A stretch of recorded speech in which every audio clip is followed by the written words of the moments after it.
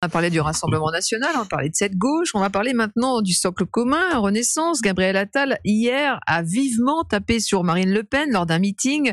C'était à Paris, à Saint-Denis. Écoutez le chef de file des députés EPR et secrétaire général de Renaissance, ainsi que la réponse, dans la foulée, de Jordan Bardella, le président du RN et eurodéputé. C'était ce matin sur RTL. Comment être crédible face à un mineur délinquant si les politiques n'ont pas à respecter les règles? On se bat chez Renaissance pour en revenir à des choses simples. Tu casses, tu répares, tu salis, tu nettoies. On dit aussi, tu souffres, on s'occupe de toi.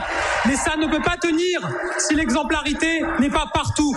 Alors je le dis, tu voles, tu payes, surtout quand on est un responsable politique. Monsieur Attal, manifestement, il est prêt à tout pour exister, y compris à raconter n'importe quoi. Et je vais lui rappeler que dans un état de droit, la présomption d'innocence, lorsqu'on fait appel, est un principe fondamental qui garantit à tout justifiable un droit de recours et une possibilité d'être rejugé. Je pense qu'il essaie un petit peu d'exister. Il voit qu'il est distancé dans les sondages par Édouard Philippe, et donc il faut faire du gros rouge. Vous allez attaquer ou pas, non? De se faire remarquer. Voilà, du gros rouge qui tâche. Ambiance, ça balance pas mal ce matin. Et j'ajoute que Sébastien Chenu, député RN, à la réponse de Gabriel Attal qui dit donc tu voles, tu payes, il a dit tu ruines, tu dégages. Voilà, donc Yvan Rioufol. Oui, moi je trouvais, j'ai évolué sur Gabriel Attal. Je trouvais qu'il était brillant au tout début, en effet, qu'il apportait quelque chose dans sa manière de dire les choses, tout simplement de dire les choses, ce qui n'était pas très compliqué de la part d'un politique, mais enfin ce qui nous avait surpris notamment sur les questions d'éducation.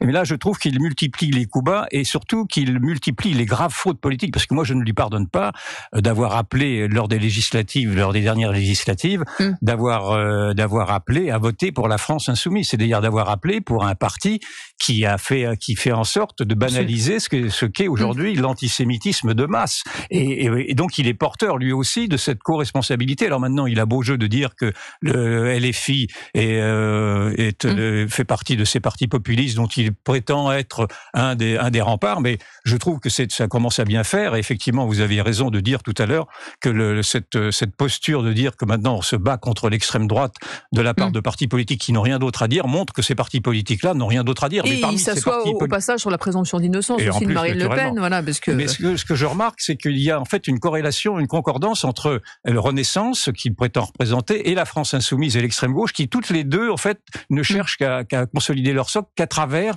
cette prétendue lutte contre une prétendue extrême droite, qui encore une fois, cette extrême droite-là ne veut plus rien dire. Il n'y a plus d'extrême droite en France, elle est tout à fait résiduelle, ça ne veut plus rien dire, l'extrême droite. En revanche, il y a effectivement un peuple qui se réveille, un peuple en colère, et qui remet en question précisément tout ce système, pour reprendre les mots qui sont ceux du Rassemblement national, mais pas que, de ce système mondialiste qui est défendu par la France insoumise à travers son immigrationnisme et par Renaissance à travers ce culte de la société ouverte. C'est ceci qui est remis en question.